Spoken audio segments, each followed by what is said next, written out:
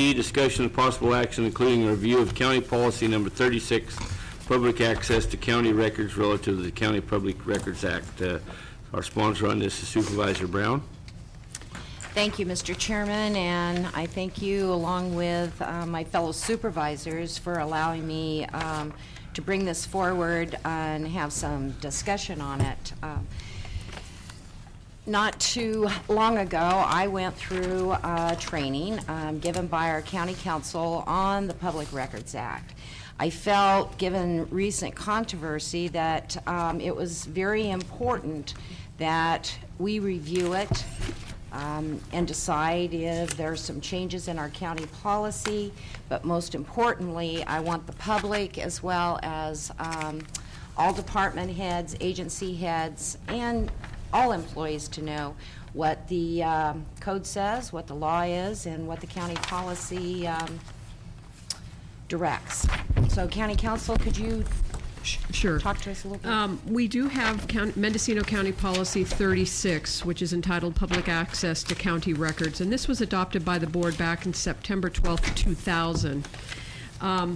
It's basically in compliance with the government code.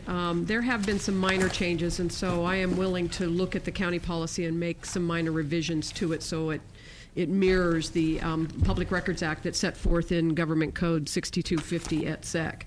And I also would just like to remind everybody that I do have a very extensive training on the Public Records Act, and I'm happy to share it with any department head, or if we want to get together and have a group meeting, we can do that. I've also been asked by the Mendocino Beacon to come over and give a training to some folks over on the coast, which, as you may or may not know, I've been traveling all over the county with a variety of trainings, and this is one of them. And so I'm just putting it back out there that the county does respect the Public Records Act. We follow the Public Records Act. We have a separate policy on it, and we are continually available to train folks in regards to this particular act. Go ahead.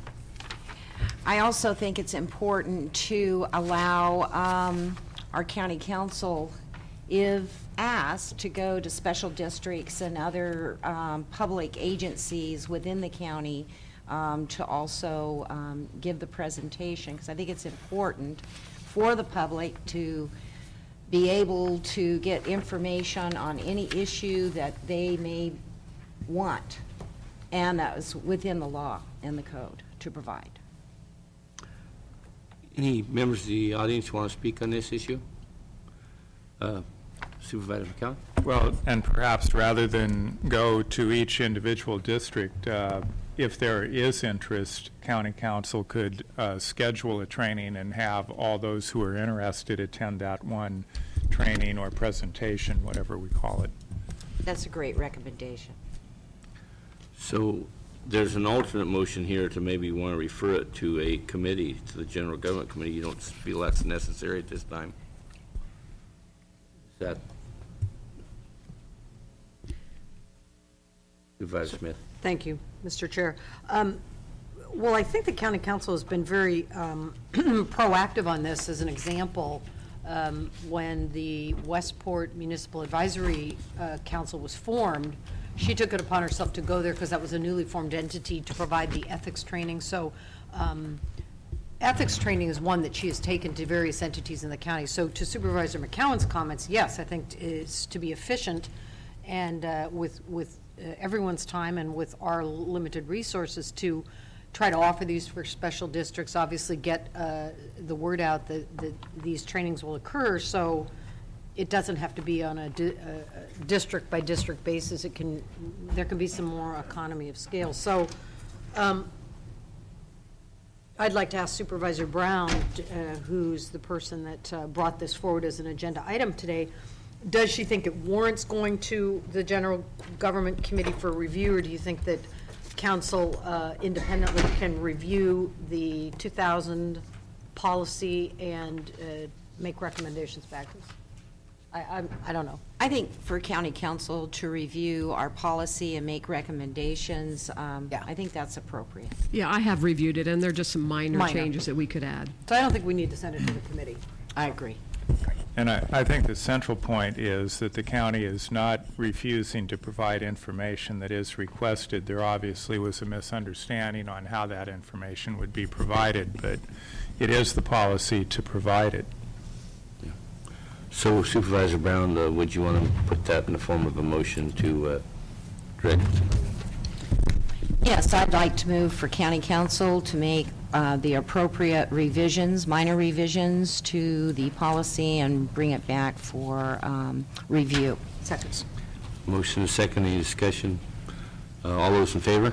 Aye. Aye. Opposed? Carried 4-0 with Supervisor Colfax absent. Okay, thank you. Okay, with that, we'll move to our timed item at 1:30. This is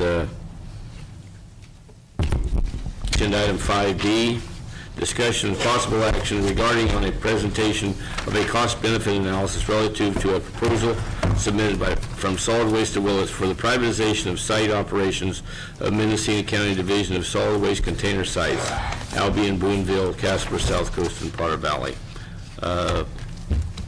Is the CEO is... Yes, Tom Mitchell, Chief Executive Officer. Jennifer Ladd from our office has completed the cost-benefit analysis as requested by the board and has a presentation and will be available to answer your questions. Okay. Did you want to make a short presentation, Jennifer, or do you just want questions? Or I'd be happy to do whatever the board would like me to do. I would like, first of all, to just say that this analysis was prepared in working in collaboration with solid waste staff, and a copy of the proposal has been provided to Waste Management, now Solid Waste of Willits, and to Mendocino Solid Waste Authority for their review. And that if the board does request any further information, that I'm sure that any one of these agencies or staff can bring back further information if so desired. okay, we're going to go. We have some requests for a member, at least members of the public want to speak on this. Linda McClure, you noted, or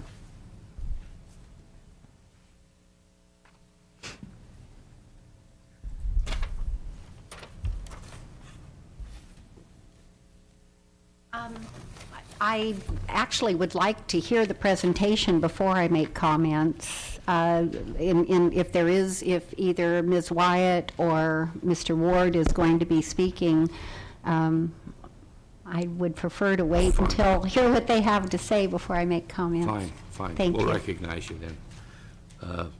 Any members of the public want to speak now on this? Bob Parker. Good afternoon, Mr. Chairman, members of the board.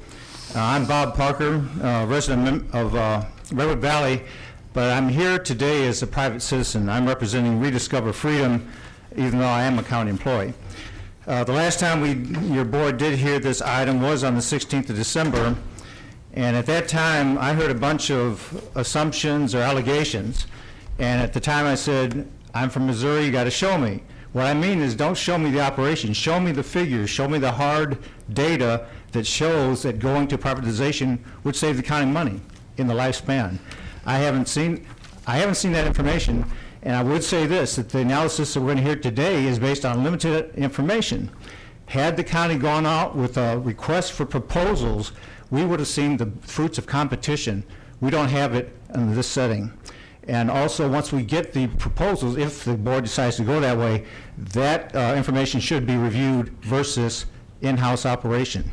And again, for the life cycle, throw in everything. Throw in retirement benefits for the county employees. Throw in the profit motive for the private industry too, though. So the whole thing needs to be undergone a very thorough analysis, even more than I think that it has thus far. Thank you. Thank you, Mr. Parker. Any other members of the public? Okay, well, actually, I'll give the opportunity to come back on this issue. Questions from the Supervisor McCown? Well, I do think it would be appropriate, particularly for members of the public, to have a brief presentation